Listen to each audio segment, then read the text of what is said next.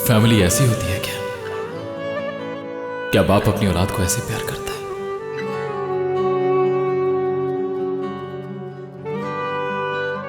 क्या सब इस तरह साथ खुश रहते हैं? क्या माएं ऐसे अपनी बेटियों के सर पर बोसा देती हैं, इन नजरों से अपनी औलाद को देखती हैं? अगर वो मेरे पास होते तो क्या आज मैं भी तुम्हारी तरह होता रेहान? शायद गुस्सा और नफरत मेरे अंदर ना होती, गुल की तरह मेरी भी एक बहन होती तो मेरी आंखों में भी ऐसी चमक होती। शायद अपनी मां की ममता उसमें तलाश करता, शायद मैं उसको एक बाप की तरह प्यार से देखता, शायद वो मेरी मां की तरह मुस्कुराती। क्या मेरा यह हक नहीं कि मेरी मां भी मेरे पास हो, मेरे बाप का हाथ मेरे कांधे पे हो? फिर कभी भी मुझे अकेलेपन से डर नहीं लगता, लेकिन मैं एक यतीम और बेसहारा बन गया। शायद मेरे नसीब में इतना प्यार नहीं था, लेकिन तुम्हें यह प्यार जरूर मिलेगा।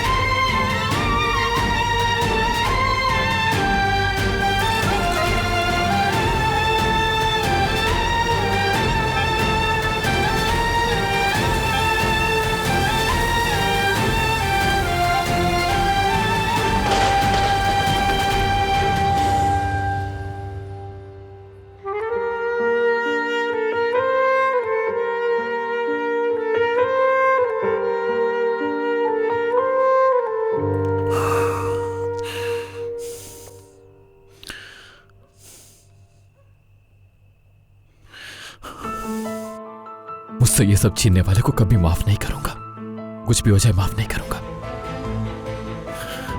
उस बच्चे को इस दुनिया में अकेला और बेसहारा छोड़ने वाले को कभी कोई खुशी मैसर नहीं आने दूंगा मैं, कभी भी नहीं। इंतकाम से पीछे नहीं हटना मीरान। तुम्हारे मां बाप को कब्र में उतार कर तुम्हारे सारे ख्वाब, तुम्हारी सारी खुशियां छीनने वाले को जब तक कब्र में उतार मत देना, चैन से मत बैठना मीरान। यही तुम्हारी जिंदगी का असल मकसद है मीरान, और अपना मकसद कभी मत भूलना।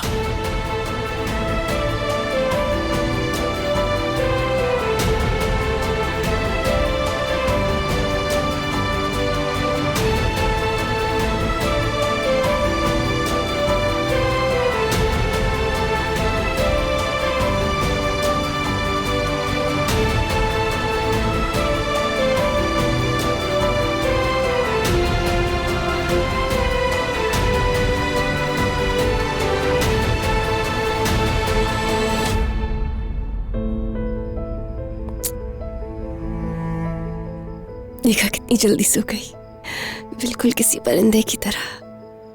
ओह प्यारी गर्ल, तुम कैसी हो? हमारी आंखों के सामने मुसीबतों के अंदर एक परिंदे की तरह तड़प रही हो।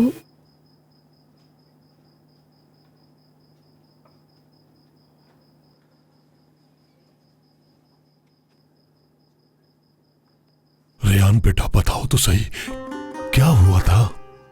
वो लोग क्या चाहते थे तुमसे? बताओ बेटा। देखो, हम दोनों तुम्हारे लिए बहुत परेशान थे, इसलिए हमसे कुछ मत छुपाओगी तुम। बताओ बेटा, क्या हुआ था? क्या वजह थी? कौन थे वो लोग और वो क्या चाहते थे? जैसे मेरी दुनिया रुक सी गई हो रेहान। ऐसा लगा जैसे मैंने तुम्हें खो दिया है। कौन से गांव में? जिस गांव में तुम्हें वो लेकर गए थे, और वहां पर तुमने किसी लड़के से मदद मांगी थी। कौन से गांव में? मेरी आंखों पर पट्टी थी, मैं तो जानती भी नहीं कि वो मुझे कहां लेकर जा रहे हैं। एक कमरे में कैद थी मैं नहीं जानती किस गांव में थी।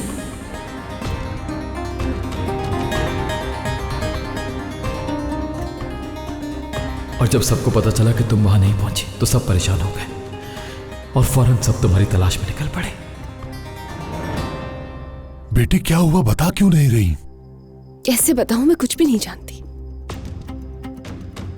मैं तो जल्दी में अजीज़े बेगम के पीछे निकली थी, फिर रास्ते में एक गाड़ी सामने आकर रुक गई।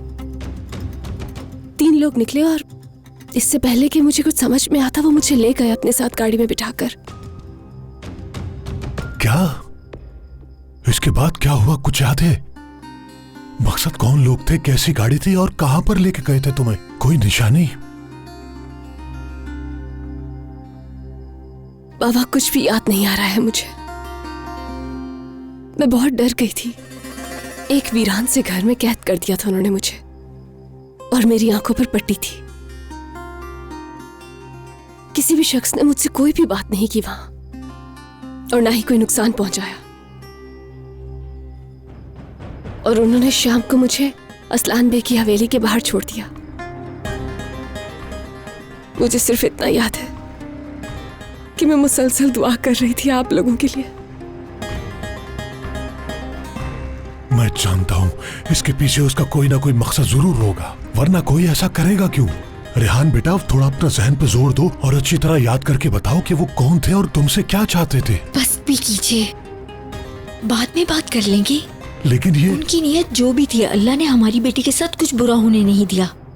जरा देखें तो हमारी बेटी सही सलामत वापस आ गई है, हमें और क्या चाहिए? इसलिए फिलहाल इसको रहने दे, बाद में बात कर लेंगे। बात सुने, मैं आप लोगों के साथ बैठी हूं यहाँ पर, इसलिए अब परेशान होने की जरूरत नहीं है।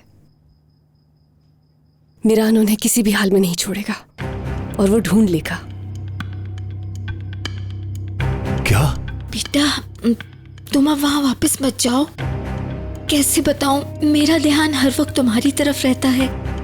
ऐसा करते हैं, हम सब मिलकर घर वापस चलते हैं। और वैसे भी मीरान ने अपना वादा पूरा नहीं किया, वो तुम्हारी हिफाजत नहीं कर सका। मेरी बात मानो, तुम हमारी नजरों के सामने रहोगी तो तुम्हें कोई तकलीफ नहीं पहुंचाएगा। और वैसे भी मैं तुम्हें एक बात बताना चाहती हूँ, उस औरत के पास अब जाने नहीं दूंगी। वो तुम पर हवेली में अटैक करने के लिए आई थी, समझी?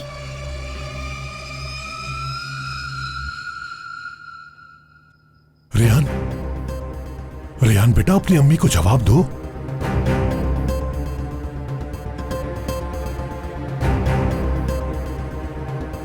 नहीं रेहान, नहीं। रेहान, क्या तुम्हें अपनी जान की परवाह नहीं थी? उस मीरान की परवाह थी तुम्हें? ओह बेटा, ये क्या कर रही थी तुम? ऐसा कब तक चलता रहेगा बेटा?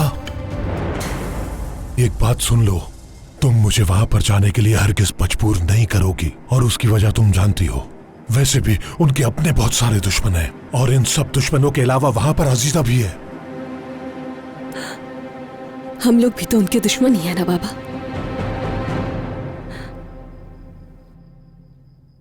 मैं आप लोगों के साथ नहीं जा सकती हूँ, वीरान को नहीं छोड़ सकती मैं। और अम्मी, वो सच में बहुत अच्छा है, मेरी हर बात मानता है। मुझे इंपॉर्टेंस देता है, और सबसे बढ़कर तो ये कि वो मुझसे मोहब्बत करता है। और मैं उसे साबित करके रहूंगी कि आप कातिल नहीं है बाबा। और इस सब के लिए मुझे बस थोड़ा और वक्त चाहिए। आखिर तुम हमें मारने पर क्यों तुली हुई हो? हम लोग इस डर के साथ कैसे जिंदा रहेंगे? तुम्हें अपने बाप की हालत नजर नहीं आ रही, या मेरी हालत? छोटी बहन का ख्याल कर लो।